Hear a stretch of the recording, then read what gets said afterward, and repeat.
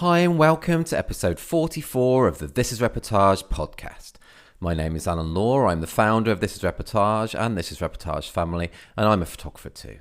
Excited to have something a bit different for this week's podcast, as we talk to the fab Alex Vita about something which is very dear to each and every photographer's hearts, our websites. Alex has a massive amount of experience when it comes to web design, having worked on over 200 websites, and more than that, he specifically only works on photography sites, so he really knows his stuff. There is so much great info shared by Alex in this episode, including the most common mistakes he sees photographers doing on their sites, why user experience can be much more important than SEO, tips on images and optimization, how you can differentiate yourself from the competition, the importance of personality on your site, and much more. Hey Alex, how you doing? Hi Alan, thanks for having me here. I'm doing well. Oh, good stuff, good stuff. Yeah, so how is things with you? Because are you based you're in Romania, aren't you? Yeah, that's true. Cool. It sounds a beautiful place. I've heard. I've never been. Need to go sometime. And how are you doing at the moment? Because I'm kind of asking everyone this. You know, with coronavirus. Obviously, most people that I've spoken to are actually wedding photographers. But it's interesting to hear how it's maybe affected you as a web designer. You know, has it increased your business maybe with everyone at home not doing work and looking into getting new websites? I thought that I would have been affected by all of this because, well, my clients are photographers across the world, and if they don't get bookings or inquiries, I thought that I would be affected as well. But I was kind of surprised to see how many photographers took this downtime, the stay-at-home time, as an opportunity to work on their websites and on their businesses. So my work actually increased in these few months. Yeah, That's good though, man. That's good to hear how for someone it has had a positive on your business though, really. Because obviously all my colleagues are like, no work, no weddings. It's been a scary time, really. yeah. Well, everyone with any sort of events obviously was hugely affected. But yeah, if some photographers, if they were already well established, they had some savings, they weren't really affected personally and financially, then they really took this as an opportunity to do something about it, to prepare their business in some way for when after things settle down a bit. So yeah. That's true. That's true. So tell us about your journey then. How did you get into web design and educating photographers on their websites? How did you get into all of this? Well, I actually started as a photographer myself after finishing college. I was just, I didn't fancy a job at a desk in an IT company. It just wasn't for me. And my huge hobby and passion was photography. So I just started doing that. Imagine the chat I had to do then with my parents to say that I'm not going for a comfortable office job. I just want to do freelance photography. They were scared, of course. I can imagine, yeah. Yeah, and I did that for a while. I shot a few weddings. I had my own photo studio at home, shot portraits. So I kind of had some experience with that. Did you like doing the weddings? Did you enjoy them or? Kind of mixed feelings. I enjoyed the craft of it. I'm mostly an introvert. I thrive alone in some way. So I love the craft of it, like shooting the creative side of it and editing the photos at home. But it consumed so much energy just being out there interacting with people during the wedding and needing to be forceful to instruct people how to stand and what to do and things like that. It was just so taxing on my energy. I get that. Yeah. Yeah, but that's just personal stuff. But I enjoy the craft of it and the photography, the creative aspects. Okay. And then just because my background is in computer science, I build my own portfolio, and then I built websites for a couple of photographers who heard about me, and then it kind of just grew from there. It Yeah, started okay, picking cool. up, and yeah. Nice. And how long have you been doing this then now? Well, I've been building photography websites for 12 years now, Wow. exclusively. I only do web design for photographers across the world. Yeah. That's very cool. I think it's very cool that you're specific to photographers as well. I think that's really, really cool. Yeah, you Um, kind of start learning the nuances as opposed to doing general web design. Photography mhm. websites have their unique aspects. They're always very image heavy. They need specific, photography e-commerce stuff. They're unlike other types of websites in some ways. Yeah, and it's so important for us, talking as a wedding photographer myself, my website, it's virtually everything, isn't it? It's your storefront, it's your everything. It's how you get all your custom and how you get out there, really. So it's so It's the important. business card. Yeah. Definitely. So, okay, it's great that we've got you here. I think people are going to be so interested. So let's start with a big one. What does make for a great photography website? How do you create a great modern site these days? Well, that's obviously a very loaded question. Yeah. A lot of factors that go into it. These days, I think that the internet is so crowded, and many photography specialties are so saturated. It's really hard to stand apart in some way, and the website should do that, but it's hard to do it, and it's about making the website very clear and easy to use. My pet peeve is when I see photographers coming to me obsessed about SEO and technical stuff, but they have awful websites in terms of user experience, right? They have mistakes and design mistakes and functionality things with their websites, and they're Mhm. still only focused about SEO tags and all of that. And Yeah. it's That is like built, it's like banged into us how important SEO is, I think. So, yeah, I get that. But it it must be is. annoying.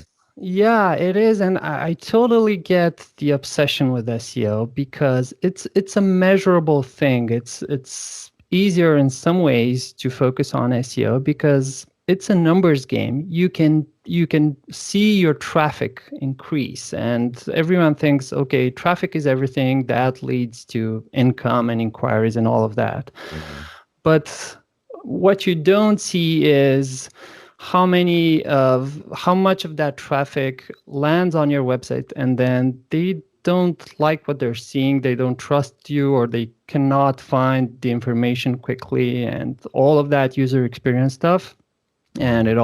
it all matters, and all those SEO efforts and marketing efforts go to waste in some ways just because the website is not polished, it has mistakes. Right, yeah, that makes sense. That does make sense. So with user experience, so what is it, just in case people are not really clear on what that is, what are all the elements of user experience? Is it like easily navigable and I don't know, the flow of the website and I don't know that it works on all different kind of browsers and things? Yeah, it's a combination of all of that. It's having a simple to use navigation menu. That's where huge mistakes happen sometimes. Either photographers have too many navigation menu items, like over 7, 10, 12. I've seen a lot. Like Oh, you wow. land on that website and you're immediately confused. Kind of the navigation menu became a dumping ground for that photographer over the years. All new pages ended up there. No decisions were taken to take something out. Mm. Um, and then, user experience is anything to do with navigation. It's not just the menu. It's if they have slideshows, if they have galleries, grids of images, all of that is navigation, how people interact with the website. And it all comes down to the goals for the website. So obviously it's all it depends on the type of the website. But if we're talking just about a simple portfolio website, just a presentation of the photographer's best work, usually the main goal there is to get inquiries, right? To Hmm. have the visitor contact them. Yeah. So Yeah. the entire website should kind of flow towards the contact page in some way. And Okay. websites that just don't do that, they use those full screen homepage slideshows that Mhm. wedding photographers are fond of. Yeah. and That's so true. and, and not much else on the homepage. There's no text or tagline or any sort of introduction about what this photographer does. The visitors are kind of just forced to be a detective to figure out, based on those homepage slideshow images, what they do, and it's not enough usually. Okay. And then how do you end up from there to a portfolio gallery, and from there to maybe a pricing page, and then to the contact page? All that navigation towards the contact page is broken, or it's unintuitive, and that all affects, right, the effectiveness of the website. Right. Okay. Yeah, that makes so sense, and it's so interesting talking to you about all this kind of thing. I mean, personally, myself for my own wedding photography site, because as well as running this as Reportage, I'm a wedding photographer as well. So I've been looking just recently at kind of changing my website. For someone who's had the same website for a long time and wants a kind of a new an updated kind of web presence. What do you really recommend? Do you recommend going from a whole new site from scratch, or is it enough just to change kind of like WordPress themes? Um, Again, it kind of depends on the goals of the photographer. I have a bias towards WordPress just because it's so powerful and flexible. Um, and I know how to use it from my experience, but I know it's not for everyone. If a photographer does have kind of this do-it-yourself mindset and they're not very tech savvy, it's possible that WordPress is an overkill for them. Right. And usually those are the photographers that go with, Squarespace or Wix or some Yeah. sort of template or anything like that. But my thought is that everyone who's a bit serious about it kind of goes for WordPress and a strong theme and build upon it, because then you have room to grow in the future, to add more features. The whole WordPress ecosystem is so strong. So that's my main recommendation. Is that what you But build kind of all your bespoke websites in yourself? Is it WordPress? yeah, most Yeah. of the times I build WordPress. It kind of depends on their needs. If I go for something very custom, bespoke, really from scratch, or just starting from a template, but trying Right. to customize it as much as possible, so it's still unique and has their personality. Because otherwise, you kind of risk you use a template, a WordPress theme, and it gets used by hundreds of other websites out there. You don't want that. So Yeah, that's so true. I remember about 5 years ago, every wedding photographer was using a pro photo kind of template, I think, and they yeah, all look the same. All look the yeah, same. yeah. And then Um, over time, they updated that template, and then they ran into trouble, and then they got in touch with me.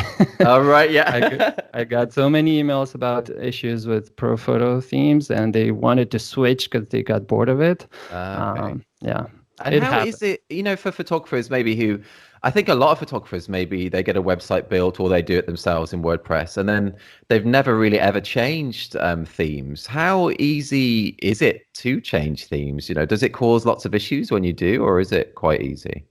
Um, I wouldn't say it's easy, no, because okay, the actual page content and blog post content that's in the website should still be there, if you change the theme. But it's usually more complicated because each theme comes with its own page builder, and sometimes they don't play along well with each Okay. other. You change the theme, and then the entire look and layout of the pages is broken. Each theme uses its own shortcodes for the page builder and so forth. So you kind of have to go through it page by page to fix the layouts. It's not easy all the time. And when that happens, usually, the photographer kind of considers it an opportunity to rework their website from scratch. It's to think about their content as well. I have rarely seen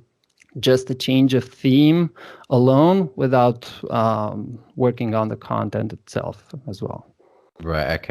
Okay. Well, that's good to know. That is good to know. And you, as a web designer yourself, do you prefer personally, starting from scratch with a client, with someone who's never had a website, or do you enjoy totally coming up with a whole new kind of website for someone who already has a site, or do you just enjoy doing both? Do you have preference?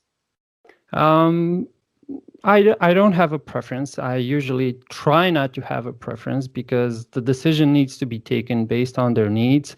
It's a game of compromises, right? Because a full featured website from scratch, okay, it's more powerful, it has more features and all of that, but you're trading time and money and energy, right? It's more expensive, it takes more time, and for some photographers, that's too much. So we sometimes go with a simpler solution, like a simpler template. But again, it really depends. There are a few tiebreakers which I try to use when taking this decision. Usually it's whether they're a beginner or a pro. Okay. Or if they just need a simple portfolio website, like I said. So just something to showcase their best work, and then a contact page, and that's it, just like a business card. Mm-hmm. Or they need a full featured website, right? They have more services to promote. They need a blog area. They need bookings or calendars or anything like that. That's where the decision happens. And then on top of all of that, you have e-commerce, any sort of need to sell prints or licenses, downloads, or other photo-based products, because e-commerce is such a big component. It trumps all other decisions based right. on their licensing needs or print needs. We need to go towards a platform or another. And that's when WordPress might not always be the first option. Okay. Right, because for prints, especially if they need self-fulfillment or automatic fulfillment, right? Automatic being the order goes to the print lab, and the print lab ships the final prints to the buyer directly, right? The photographer never touches it, and not all platforms do that. So okay. Yeah.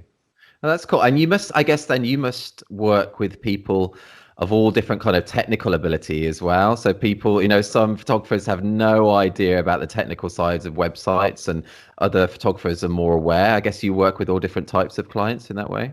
Yeah, there's a healthy range of all types of photographers, and so that's why I for someone who's not experienced and not tech savvy, I cannot put a very complex WordPress website in their hands, because they would need so much. And I'm used to doing training with them, hand-holding them to learn to use their website, but it's just too much for some of them. So yeah. I get that. Yeah. Do you have, and thinking about it from the other way around, do you have any tips for working with a web designer in general? What makes for a nightmare client for you, and then conversely, what helps you? What is a good client? Wow, that's a great question. I thought it'd be good to turn it around the other way. Yeah, excellent. So, well, my ideal client is a photographer who, comes to a web design expert with an open mind, meaning they don't go to a web designer to say, do this and move this button to 10 pixels to the right and change this color. All right. They want, in their own business for photography, they want to position themselves as experts, to have clients come to them because they're an expert, but sometimes they're not open to experts from other industries. And they come with this mindset that the web designer just should just do whatever they say to build a website that they like, and that's flawed in many ways. Mainly because the website is not for them. The website is for their audience and their personal preferences as the photographers, as the site owners. Their preferences aren't always the best. They don't know what photo buyers need or want mainly. So they go with wrong choices of templates, of design decisions, colors, fonts, and all of that, and page elements that are boring and they affect user experience just because they have a small affinity for them, but it's not the Right. best decision. So they need to be open to working with an expert and trusting them because, yeah. That makes sense. That relinquishing of control. I think a lot of photographers, I think, because we see it, as a very much a one-man band for a lot of us. We think we can do it all, but we can't do it all. We need to trust people who are the experts. We really do. Yeah, Yeah. exactly. And then beyond that, if they have that correct mindset, it's about, all the other soft skills that matter when you're working with someone in any field, communication and trust and respecting the other's time and being honest and financial aspects and all of that, of course. Yeah, cool. And I love one line from your website. You say, "So I choose not to work with people who come with the wrong attitude, superiority, arrogance. Life's too short to spread bad feelings out into the world." Which I think is a great line, man. I really believe as well. So that I think it's great that you're saying that as well, straight up on your site. I think that's really cool. And that was hard to internalize, and it just comes from experience. I've had my share of bad clients, of course. I bet. Yeah, so it just happens, and yeah, life is too short. I need to be picky with who I work with, but that's the only way I can keep the standard up and only work with photographers I know I can make a difference to. Yeah. That's cool. That's a great attitude. And as you say, life's too short as well to spend it working with people who don't appreciate what you're doing or who are just not even polite or not nice. Being nice, man, it's so important, isn't it? It's just... Yeah. It's funny how being nice sometimes equates to the ability to say no, because That's true. and maybe yeah, photographers should do that as well in their business. That's true. Um, they it's every market is saturated, and they're all photographers are trying to outprice their competition, and prices go lower and lower. And why? Because it's the desperation for money and not being able to say no to the wrong clients. It all comes down to that. That's true, isn't it? It's true. And a good point on it being such a saturated market. Do you have any tips from a web design viewpoint? I mean, how do we really differentiate ourselves from the photographer down the road? It's getting more and more saturated, and the website's obviously the first thing really that people see. Do you have any tips on how we can stand out? I guess a wholly unique website is a big deal. Yeah, so making your online presence unique, the website, any sort of social media presence, and all of that, of course, that matters. That's a way to set yourself apart from the crowd, right? You invest in a top-notch design. You pay more attention to copywriting on your website. Maybe you do blogging, you put some sort of personality into your website and all of that. So that creates a more polished online presence, which of course increases trust and it makes you more trustworthy, right? So you can attract more clients that way.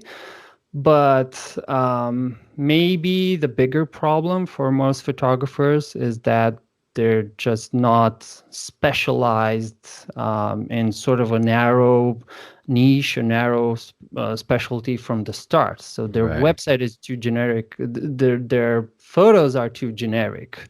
And that's, it's the nature of some industries. When I got married a couple of years ago, my Oh, wife and I, congrats. thank you.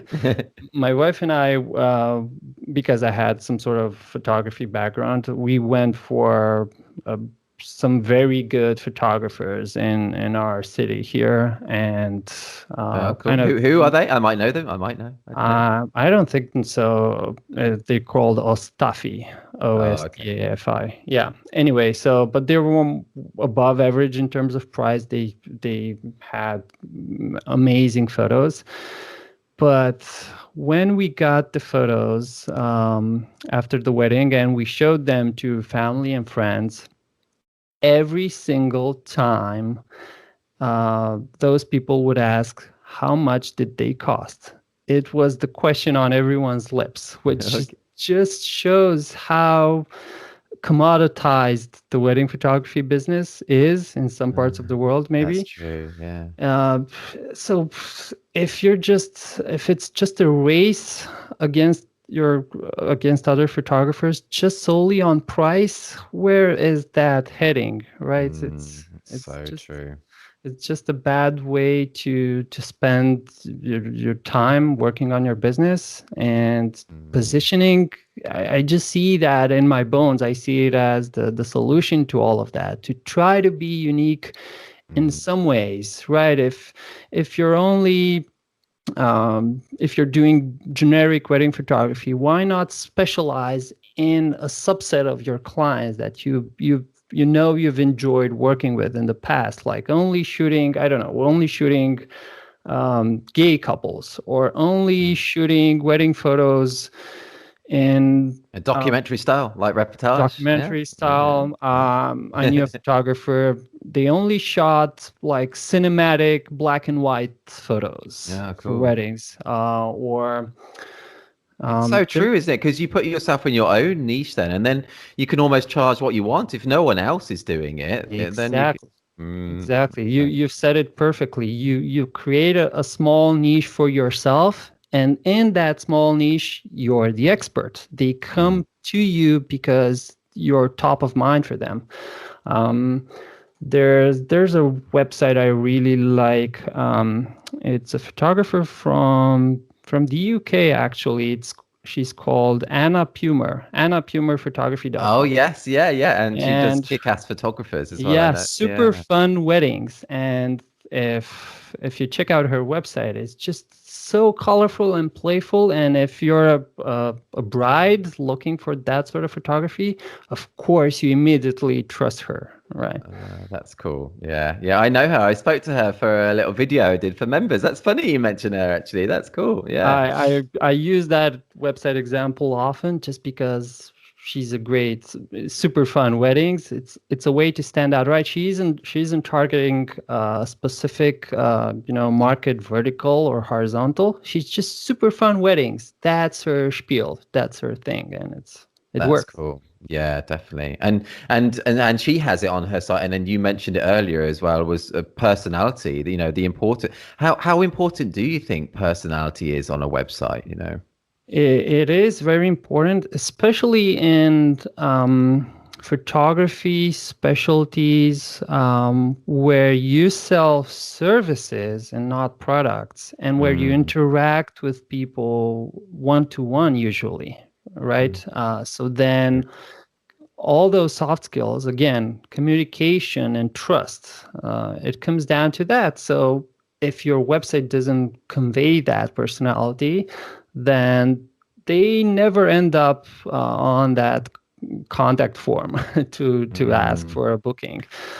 Yeah, so It's so true, and I think, especially from looking at again from a wedding photographer angle, a lot of the time when we're creating our websites, we have that SEO in the forefront of our mind, and so we end up writing copy that is so bland and generic, and yeah, and then it's maybe good for SEO, but then people are coming to the sites and not converting because we sound so boring. if a friend were to ask you what do you do or what is your website about, would you then go into a long comma separated list of keywords? No.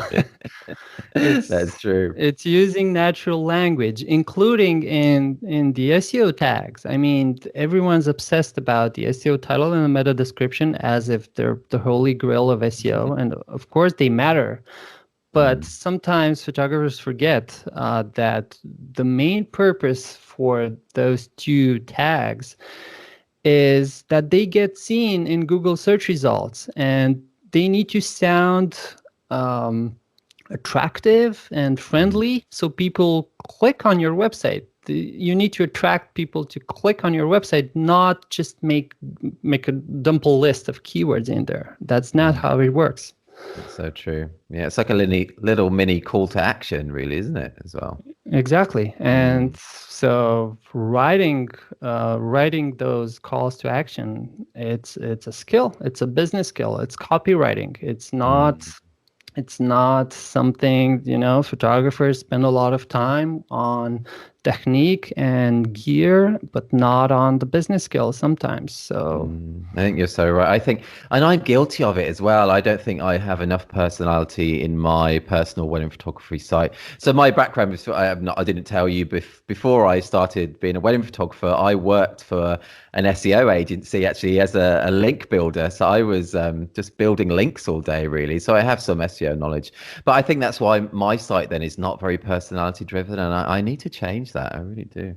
yeah, all those small words, micro copy, all the small words you use on our website, they matter. Just infusing some humor in there. The about page is a great place to show your personality and to have it written in the first person, right? I or me instead of we. That's a big common problem, right? If it's a solo photographer, why is it we do? I You're losing yeah. you're I losing trust immediately because they think you're a team. You're not as approachable as a solo photographer. Yeah, that's such a good point. And I did that originally as well. I think I used we, I think, because it seemed to be, sounded maybe a bit more professional, like I was this company rather than a solo person. But people know they're buying into a solo person when they want a photographer. They want a single person rather than a cold conglomerate company, don't they? So. Yeah, there is a place for sounding more formal, but is it for uh, talking to brides? I don't think so. No, you're right, definitely. Yeah. And on that about page specifically, do you think is it more important to show personality than it is to show maybe a list of achievements or accolades, or should you show both? Or it's tricky. Yeah, it is. Both. I mean, they help to show words and accolades. Like you said, it's social proof in some way. It shows that you're experienced and that your work has been recognized in the past. But you need both. You also need a personal story, especially on a wedding photography website. I just feel it's the sort of niche where the clients, right, the bride and groom, need to relate to you personally in somehow. They don't take the decision solely based on whether you won a couple of awards. They need to like and trust you in some way. And of course, they need to love your images. That always trumps everything else. That's true. That helps. That helps, I Of guess. course. Yeah. But so many photographers think that they can take a great image. So that's all they need. They'll just show their images on a website and they're going to be booked. But obviously, as you know that more than anyone else, it's not just about the images, is it? It's not at all. Yeah, it isn't. It's the number one factor, but it's not everything. A photo speaks 1,000 words or whatever the expression is. But that's not, well, that's true if you really nail your portfolio and it really speaks volume of your work. But that doesn't happen either most of the times. Either because editing down a portfolio, only choosing your best work is a really tough job. It's hard for photographers because they're so emotionally attached to some of their photos. It's hard to narrow down a portfolio. So they leave the galleries too large, tens or hundreds of images. Yeah, which guilty. yeah, in a portfolio website where, right, you're not a stock photographer. You don't need a huge archive to sell. It's not a volume game for you. It's just a need to visually impress visitors. So then why not only have 15, 20 strong images in the portfolio, and that's it. But it's true. just it is a really difficult thing to do, to narrow down. It is. And also because I think, I want to also show that I can take, hopefully good images sometimes, but also that I can take quite a lot of them consistently. So I think a lot of photographers want to show, like, almost quantity is quite important to show that they can do it consistently. Do you know what I mean? But then I understand totally where you're coming from as well, and just showing your very best. And they don't exclude each other. There are different places for each one, right? So the portfolio page or multiple portfolio pages, they can just be the best of, and that's it. And then you can have the blog area on the website, which is more documentary version of your work, right? You show a blog post from a wedding, and then you cover more there, right? You show the full range, like you documented that wedding from beginning to end perfectly. But that's not the real purpose of the portfolio page, right? When I land on a website for the first time and I see a portfolio gallery that's like 50, 100 images, I won't have the patience to sit through all of it. And then in it, I also see, right, the same scene shot from two different angles, or one is in color and one is in black and white, just to show that both editing options are possible. To me, it's just a sign that the photographer couldn't make up their mind. So why should I trust them? That's good. That's so good. It's so interesting talking to you, man. I think people will get a lot from this. It's great. It's awesome. Okay, let's change tack slightly. What are you a bit of a Netflix fan at all, or any other TV streaming service? Are you watching anything good at the moment, or have any favorites you can recommend? Sure. Yeah, I watch Netflix. I'm a fan of, let's see, I'm a fan of wacky comedies. That's what I would call them. My absolute favorite is Arrested Development. I've never seen that. It's a really funny laugh out loud comedy, but it's so dense. Like if you blink, you miss three jokes. Oh, really cool. Yeah, and in the similar vein, I've loved Veep with Julia Louis-Dreyfus, a great comedy, and cool.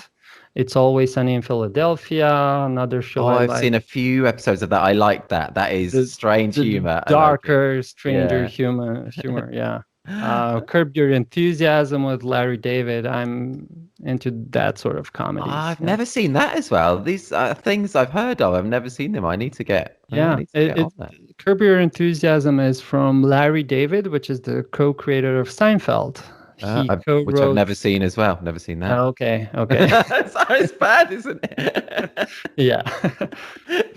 Are you watching anything at the moment that's like new? Anything new or anything? Or something new. Let me think. I've watched Killing Eve on Netflix Yeah, that recently. is It's good, kind of isn't it? a comedy drama, really good acting. Yeah, That's a strange concept with a whole assassin type thing, and yeah, but that's exactly. good. But the comedy theme through all of it, I also enjoy that as well because there Yes, are it's funny moments within it. Yeah, really funny. Like the older woman who's Eve's boss. She's so funny. She's so exactly. funny. Yeah, yeah. Yeah. Oh, good stuff. We're watching. Have you seen the original Karate Kid, the film? No, yeah, I think so. A long time ago on Well, TV, but I yeah, and noticed something new come up on Netflix. yeah, so called Cobra Kai, and Yeah. it's the same characters, but like 34 years later. And oh man, it's so good. It's very cheesy, but if you like the original film, it's so good seeing them 34 years later. It's so good. Anyway, let's go on again. But that's good. People can get some recommendations there from both of us, which is cool. What does it mean for you? I like this question, so and it's good. It's not just photographer specific here, but so a different industry. What does it mean for you to be successful? What is success for you? Oh, I like the hard question. yeah. I embrace the challenge. That's, Well, I try not to equate success with money because it rarely comes down to that.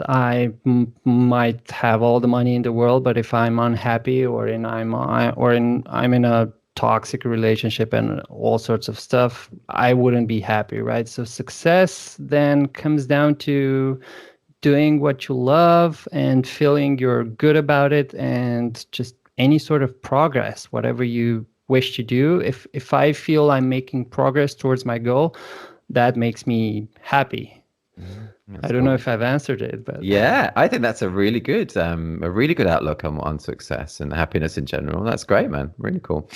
Going back to actually when you're talking about because you mentioned toxic relationships there, which you're obviously not. You're happily married. When you were looking for a wedding photographer, then did you already have those people in mind, or were you looking at like the rest of the brides and grooms? Were you looking at lots of wedding photography websites and making your own choice then? I did do a bit of research, scanned websites for some local photographers, and I just It must have been funny as a web designer looking at all these wedding photographers' websites, though. yeah, and as a past amateur wedding photographer myself, I could see some small problems or things that I loved on their portfolios. But Mm, yeah, that's basically it. And I wouldn't say it was too much of a rational decision. I just went with my gut with the types of photos that I resonated with, if that makes sense. Yeah, well, that's cool. That's cool. I think that's what we want people to do, I Yeah. think. Yeah. But And I wanted that freedom to choose based on the look of the photos and not based on a budget, which mm, is, I understand that's not an option for someone. So some clients might need to stick to a budget, but mm, even within that budget, they can still, right, shop around for the best photographer. Yeah. oh yeah, so true. Um, what are they? I mean, obviously you see hundreds of thousands of websites, and you were in the market yourself, as we said, one point for a wedding photographer. What are some of the most common mistakes then that you see on not just always specifically wedding photographers, but photographers' websites? Yeah, what are the most common mistakes, and how can we avoid them? Besides what we've been talking about, right, with differentiating themselves with Mm, bland, boring websites, those happen. I see those all the time. A big problem is when they're trying to combine unrelated specialties under the same roof. So, okay. wedding photographers who also do architecture, or trying to combine two niches that don't play along well together. Mm, And I get that it's easier to manage everything under the same website. You have to pay fewer services and it's easier to manage and all of that. but it's hard to market, to promote that sort of website because those two target audiences don't have nothing to Yeah, do with each other, that so makes sense. they But should you be think, broken down into separate sites but sometimes. something that is more related, like maybe kind of weddings and families, do you think they're okay to be on the same website? Of course, right? So when there is any doubt, I tend to go with having a single website, but because, like I said, it's easier, but Mm, only if there is some sort of overlap between those audiences, right? So you can expect your wedding photography clients to also maybe book you for a family mm, portrait or for maternity photos or things like that. But yeah. when they're completely distinct, then they should be separated. Yeah. That's good advice. Makes sense. Yeah, totally. And And then I don't know, another mistake of just not having contact information easily available. It happened to me when I was looking for a wedding photographer. Like, why do you?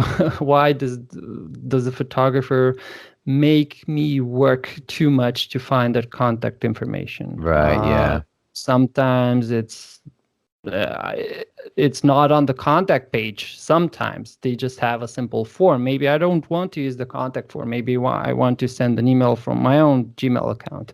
So I Okay. had to hunt it down on their about page, and then I couldn't click on it. Or even select to copy paste it because they had email obfuscation, right? They said Ah, Jane space at in parentheses. They try to avoid spam and all of that. yeah, So just don't make visitors work too much that to makes get in sense. touch, or not. Another big thing for any sort of photographer who does services in a location is mentioning that location on the website. If they need to cover a city or an area, they need to specify that because it's a selling point. It's a way to differentiate yourself among other photographers who are more generalists. But not all people do that. I don't know why. It's just Yeah. negligence. It's cool. It's so interesting, man. It's so interesting. I get all that. It's something that I think that a lot of photographers hear about as well, maybe don't understand too much about. Is bounce rate something that we should be concerned about? Is it really important? Well, bounce rates in Google Analytics reports, they're just a sign that visitors come to the website and then they leave immediately. But it's Mm, just a sign for something else, and then you have to kind of put your detective hat on and try to figure it out. Why did those people leave quickly? It could mm, be that. Um, the website was ugly. Let's just get that out of the way. Or it could be that the content on the website, and by content, I mean both the photos and any text, the content didn't match their intention, right? Their search query. When someone searches for something on the website, they expect to find website content in that direction. So it didn't mm, match.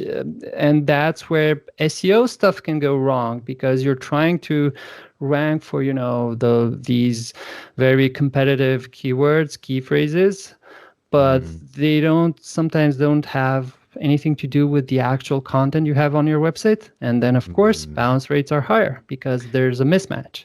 Yeah, I agree with that, but isn't it also conversely, you could look at it the other way in that if someone has searched for something and then they find the answer perfectly on that page, then they'll leave, but they found the answer to their query, but the bounce rate will still be really high then.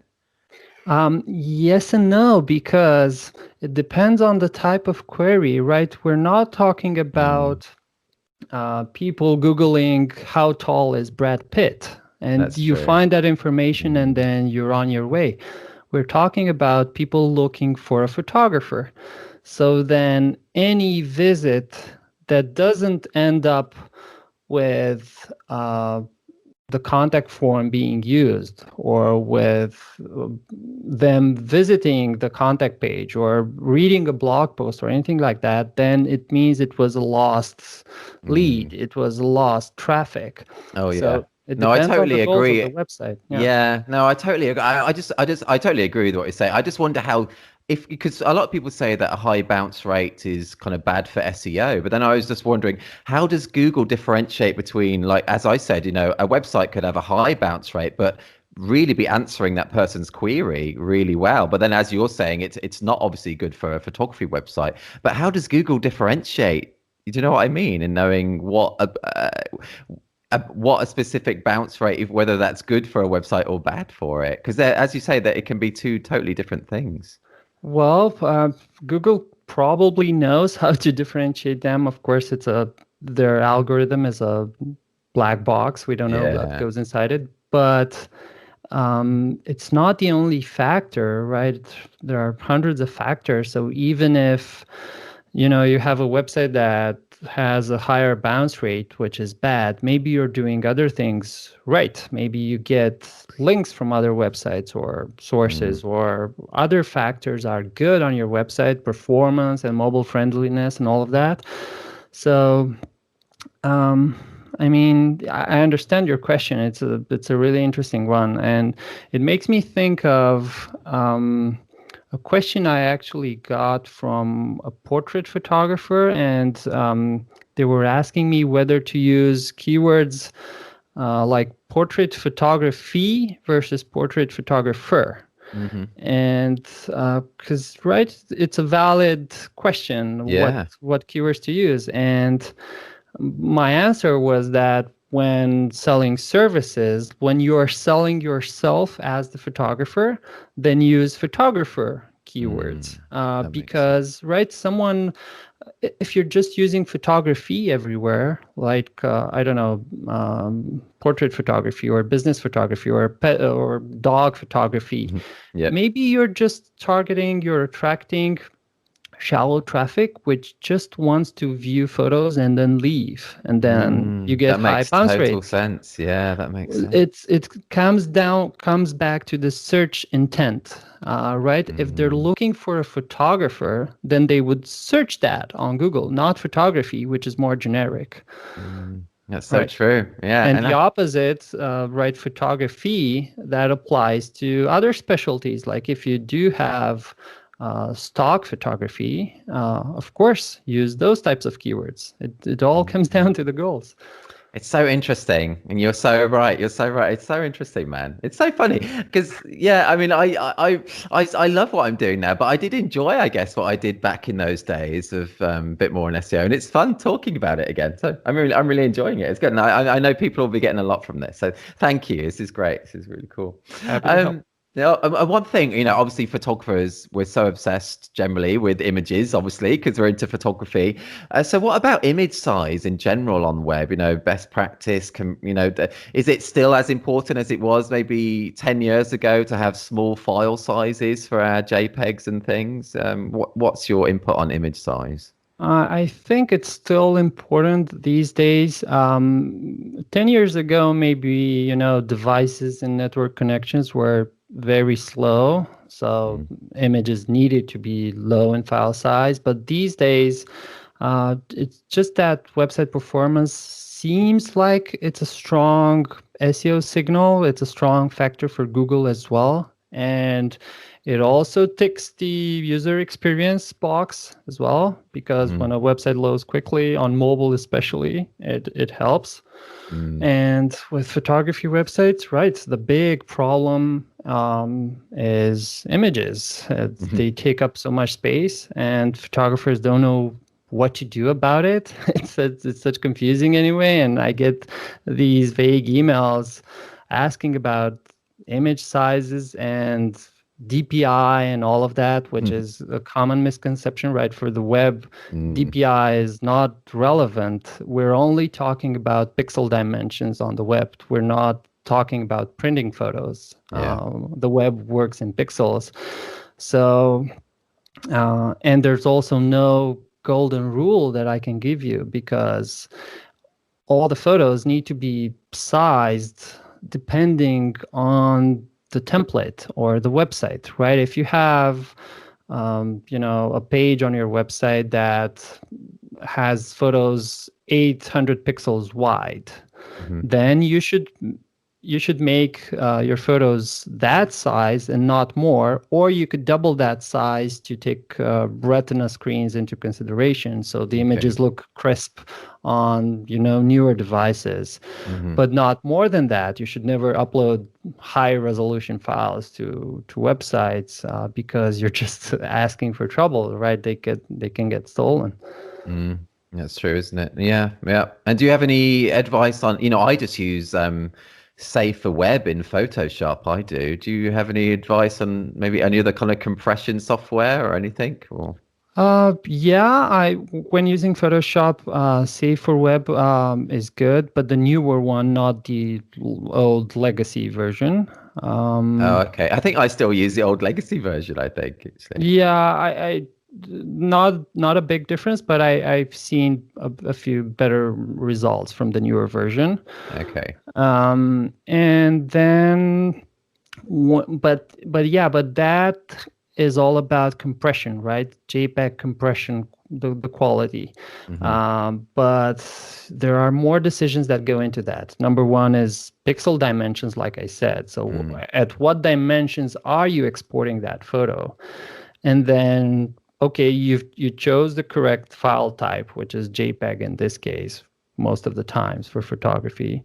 And then what quality level do you set in Photoshop, right? It's a scale from, I don't know, 1 to 12, I think, or to 100%. What quality level do you choose? Because 100% outputs huge file sizes, and anything beyond 85, 90, you cannot discern the difference. So that's true. Scale that down to, I don't know, 70%-ish, where you're comfortable with, the balance between file size and JPEG artifacts and noise. And that is a better middle ground for the performance of the website. And then you have those files, right? You exported them on your computer, and then it's time to upload them to the website. At which stage the website can do a bunch of other smart things in the background. If you have a WordPress plugin, or if you're on a different platform, and the platform does it for you, it can further compress those photos in a lossless manner, right? So a pixel identical compression, but those tools or plugins can sometimes squeeze 5-10% more in terms of file size, and then they do a bunch of other stuff like lazy loading or generating next-gen formats of those images, and together all of those add up to making Google happy. Okay, cool. That's lazy loading is something I hear. Is that just when the image will only kind of be loaded as they scroll down the page and things, or what is that? Yeah, exactly. So when you first load a page, only the photos above the fold get loaded immediately, and everything else is loaded asynchronously in the background. It doesn't have to be annoying. Maybe you saw websites out there, like when you scroll, the page there was an empty space, and then the photo slowly faded into view. That's annoying, but they could be just loaded separately after the top images finish loading. And the website and plugins can be smart about that and do that. Okay. Yeah. That's interesting. Man, thank you. I've really enjoyed talking to you, and you've shared so much great advice and tips. Thank you. Could you tell us a bit more about you in terms of the services you offer, in case anyone wants to get in touch? Because I know you do your own bespoke design service, but you also offer kind of educational products and services as well, don't you? Can you tell us a bit more about that? Yeah, everything. My home base, everything I do is at foregroundweb.com, FORE, groundweb.com. And that's where I have a list of all my web design services, but also a ton of articles and freebies on my newsletter, and just education for photographers, only about photography websites. That's my whole thing. That's cool. Very cool. And if anyone, head to the site if you're listening whilst running, or I always say whilst running. I hate running. I hope people are not running all the time. But yeah, if you do enjoy running and you're listening to the podcast, do head to thisreportage.com, and I'll include a link to Alex's site there and more info about him and what he does as well. And man, I can just tell from just only chatting to you for an hour that you know your stuff. And I think it's so cool that you're in this photography niche, so what this market is about. So yeah, it's great. People do head to your site, sign up to your newsletter. Yeah, it's awesome, man. Thank you so much for your time. Thanks for having me on the show. I hope your listeners got something valuable out of this. And, we're in strange times, but after all of this passes, who are the photographers who actually work on their business and put all of the information to good use, right? It's an opportunity in some ways. It's very true. Yeah, it's true. I've been doing it a bit during this time with, I've only got 3 more weddings left to shoot now, and one of them cancelled or postponed yesterday. It's mad. It's such a mental time. It's mad. But yeah, we can spend it wisely doing website stuff. So everything's in order for when, this hopefully ends and people are shooting again. Yeah, let's hang in there and have this growth mindset while we're in it. Hope we end up better when it goes over. Yeah. Man, thank you so much for your time. It was really interesting, and I've got loads from that, and I know other people will as well. So thank you, man. Thank you. Thank you as well. Bye. Bye. You've been listening to the 44th episode of the This Is Reportage podcast. It was so interesting talking to Alex, and I got a lot from it. I hope you did too. As well as designing and creating sites for photographers, Alex also offers lots of educational services, such as online courses and articles. Head to thisisreportage.com for a link to his website. This Is Reportage members receive an exclusive discount on Alex's products too. Sign into your account on TIR and visit the members area to find out how to get this exclusive discount. We have 43 other episodes of the podcast released with photographers such as Ross Harvey, Frank Boutonnet, Fabio Mirula, Rocio Vega, Anna Rowland, and more. If you're not yet a member of TIR, check out all the benefits of joining us, including an unlimited number of images on your profile, 60 Reportage Award and 18 Story Award entries per year, invites to our physical meetups and parties when, they can happen again, exclusive discounts, over 17 hours of educational videos featuring tips and advice from some of the world's best photographers, with more videos added regularly, and much more. Deadline for our next round of awards is soon, 23:59 BST on 23rd of September 2020. We've also recently launched our sister site for documentary family photography, This Is Reportage Family, which also has the same awards deadline. No poses, nothing staged, this is Reportage. And this is bye for now.